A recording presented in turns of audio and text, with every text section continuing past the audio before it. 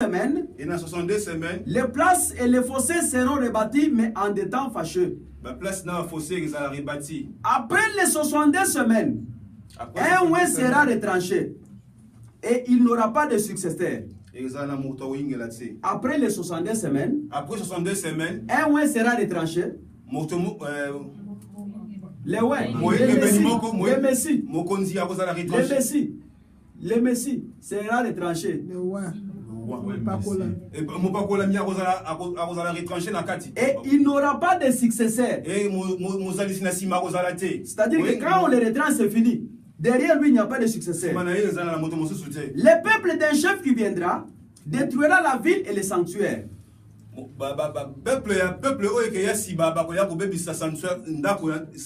La ville et les sanctuaires. Et sa fin arrivera comme par une inondation. Il est arrêté que les dévastations dureront jusqu'au terme de guerre. Il fera une solide alliance avec plusieurs pendant une semaine. Et durant la moitié de la semaine, il fera cesser les sacrifices et les offrandes. Les dévastateurs commettra les choses les plus abominables jusqu'à ce que la ruine et ce qui a été résolu fondent sur les dévastateurs. Amen. Amen. Lorsque Daniel a commencé à prier, l'ange est venu pour lui dire ceci. Daniel, tu es un bien-aimé. Je suis venu pour t'ouvrir l'intelligence et pour te montrer les choses qui doivent arriver, commençant même par maintenant, jusqu'à la suite des temps. Parce que lorsque tu as commencé à prier, ta parole est arrivée auprès de Dieu. C'est pourquoi je suis venu pour te l'annoncer. Alors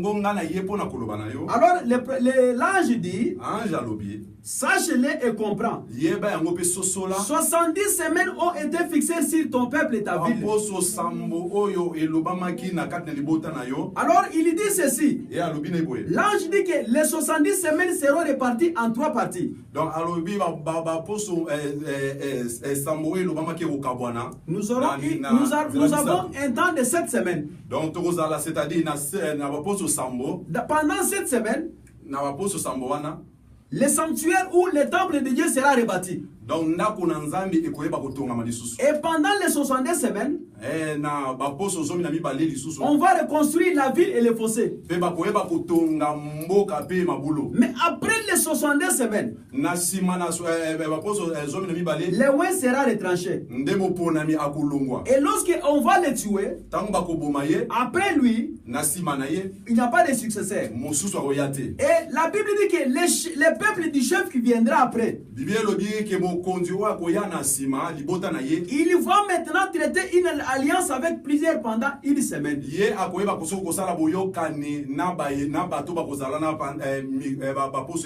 Et au milieu de la semaine, il va faire cesser les sacrifices et les offrandes. Et la Bible dit que le dévastateur commettra les choses les plus abominables, jusqu'à ce que ce dévastateur va aller s'asseoir dans le temple de Dieu, s'asseoir et se proclamer lui-même comme Dieu. Et c'est comme ça que sa ruine va arriver. Amen. Maintenant nous voulons marcher. Amen. À chaque fois que les enfants d'Israël faisaient leur mouvement,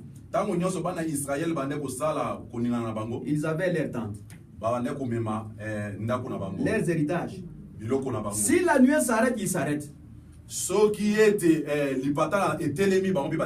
Amen. Mais aujourd'hui, nous allons marcher.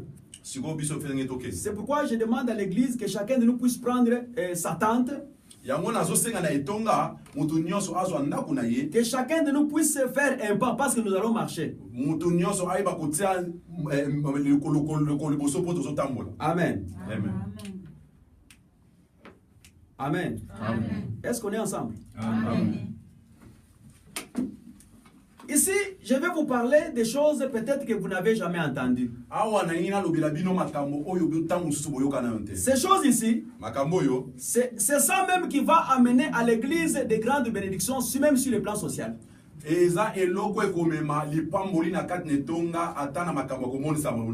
dis ceci pourquoi? Parce que dans l'évangile, nous avons 3 messages. Nous avons l'évangile social qui concerne ta vie, qui concerne ton voyage, qui concerne ta bénédiction, qui concerne ton mariage. C'est la parole de Dieu aussi. Amen. Nous avons aussi la parole prophétique. Ça, c'est l'enseignement éternel qui ramène les dieux et qui ramène les enfants de Dieu au Messie. Amen. Parce que c'est le Messie qui est le seul chef de tous les peuples. Et nous avons le 3e évangile que l'on appelle l'évangile éternel. L'évangile éternel va prendre l'homme. L'homme physique comme ça, son corps reste sur la terre.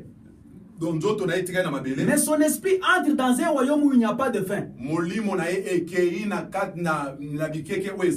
C'est-à-dire que l'homme comprend Dieu plus que le monde entier. Amen. C'est ce que nous voulons. Nous voulons que les enfants de Dieu puissent entrer dans le royaume. Si nous entrons avec notre esprit dans la pensée de Dieu, bien aimé, le mariage va venir d'elle-même. Le voyage va venir d'elle-même. La prospérité va nous accompagner. Parce que la Bible dit que le projet que Elohim a pour nous, c'est le projet de bonheur. Amen. Mais le bonheur que nous devons avoir, nous l'église, se trouve dans Elohim. Amen. Voilà pourquoi le prophète Job, vous pouvez dire ceci: l'Éternel Dieu sera ton or, ton argent et ta richesse. C'est-à-dire que si tu veux être plus riche, il faut d'abord comprendre l'Éternel Dieu. Parce que comme je l'ai souvent dit, c'est l'Éternel Dieu qui a tout créé. Et si tu as Dieu, le voyage, c'est facile. Le mariage, Dieu va te donner un homme ou une femme qui est vraiment merveilleux pour toi. Parce que tu es dans la pensée de Dieu. Mais si toi tu viens dans l'église, tu ne veux pas comprendre Dieu, tu risques de perdre beaucoup d'années ici. Et les autres vont toujours partir, avancer, marcher. Et enfin, toi, tu vas poser la question à notre papa: papa, mais moi, depuis que je suis là, je ne comprends rien. C'est que Elohim n'a pas encore trouvé sa place. Amen. Amen. Amen. L'ange dit à Daniel ceci: 70 semaines ont été fixées pour toi. Mais ces 70 semaines ont 6 bits. Les 6 bits de la prophétie, c'est le Messie qui va les réaliser. Amen. C'est pourquoi aujourd'hui nous allons juste parler des 6 bits de la prophétie des 60 semaines de Daniel.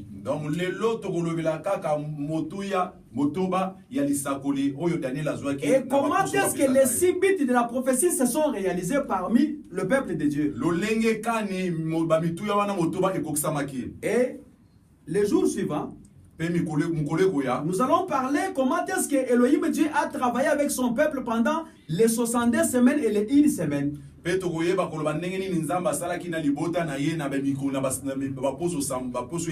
dimanche, nous allons parler comment est-ce que l'église est entrée. Et c'est là où nous allons conclure maintenant. Et chacun de nous va sortir avec un bagage dans son ventre. Amen. Amen. Parce que les sacrificateurs, comme nous sommes là, Laissez-moi vous mettre un peu du sel dans la langue. Le Seigneur nous a donné, nous là, nous avons trois éléments à manger, nous. Pas vous, nous. Quand les enfants d'Abraham amenaient une chair ou un animal pour donner en sacrifice, Dieu avait dit ceci: lorsqu'ils vont apporter ça, vous les sacrificateurs, vous avez une part. Mais avant de manger cela, vous devez avoir une fourchette à 3 dents. Pas 4 dents, 3 dents. Amen. Et lorsque vous allez partir pour prendre votre part dans ce que les enfants ont donné, moi Elohim, je dis ceci: vous allez seulement prendre l'estomac. Vous allez prendre aussi la mâchoire. Et puis vous allez manger l'épaule. Amen. Donc c'est ça la part de tout sacrificateur, comme vous le voyez là. Mais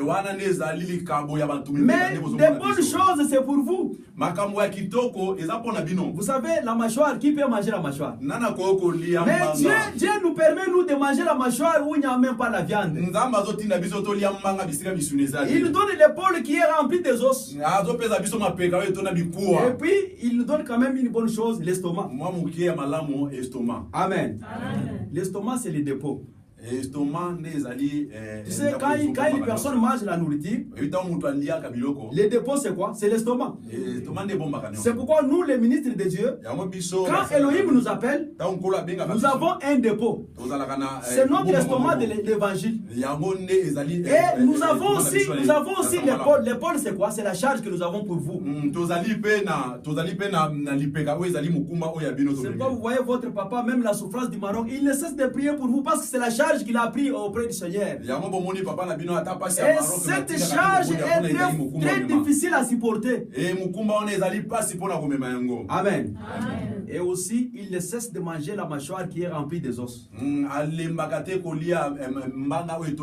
C'est l'enseignement. Parce que la mâchoire, son problème, c'est de broyer la nourriture et puis de parler. Amen. C'est pourquoi je veux que vous puissiez aussi avoir une partie de cette mâchoire. Parce que l'apôtre Paul dit que nous sommes ouvriers avec Dieu, même vous aussi.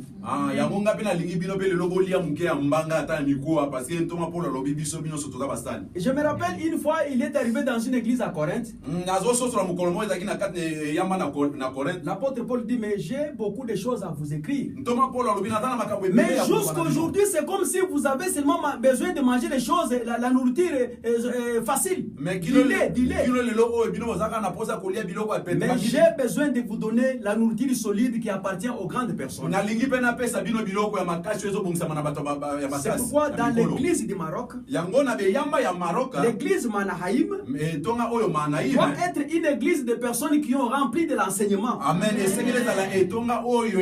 C'est-à-dire, même s'il y a beaucoup d'églises ici, il faut quand même que cette église soit une référence de Elohim Dieu.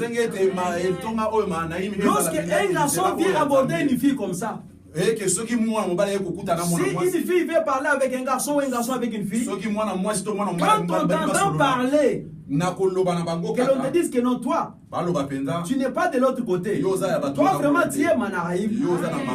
C'est comme si tu es un enfant du pasteur venant. Parce que là, on parle bien.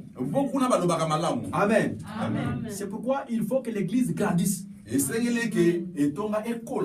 Nous allons faire une prière avec vous les derniers jours ici. Il faut que l'Éternel Dieu bénisse le peuple de Dieu. Que ce soit sur le plan financier, que ce soit sur le plan spirituel, que ce soit sur le plan moral. L'Éternel Dieu est appelé à bénir son église. Je vous dis, nous allons faire un service. Amen. Mais ça sera les derniers jours. Mais aujourd'hui et demain, nous allons marcher avec vous pour vous faire comprendre qu'est-ce que Dieu veut pour son église. Mais je vais épingler une chose. Les 70 semaines de Daniel, ça ne concerne pas l'église. Amen. Je préfère que vous compreniez cela. Les 70 semaines ne concernent pas l'église des nations. C'est une prophétie d'Israël. Amen. Mais pourquoi nous voulons l'étudier?